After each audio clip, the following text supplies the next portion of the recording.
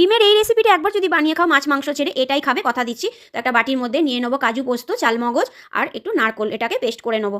তারপর ডিমটাকে আগে থেকে সেদ্ধ করে রেখেছিলাম, তেলের মধ্যে ভালো করে ভেজে তুলে নেবো।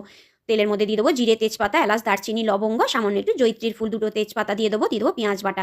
পেঁয়াজটাকে খুব ভালো করে ভেজে নেবো। ভাজা হয়ে গেলে ওর মধ্যে স্বাদ মতো লবণ দিয়ে দেবো রসুন আর লঙ্কা বাটা আর আদা বাটা, খুব ভালো করে কষিয়ে নেবো। কষানো হয়ে গেলে ওর মধ্যে দিয়ে দেবো 1 চামচ ধনের গুঁড়ো। তারপর আবারও খুব ভালো করে কষানো হয়ে গেলে যে কাজু নারকোলের পেস্টটা বানিয়েছিলাম সেটা দিয়ে দেবো।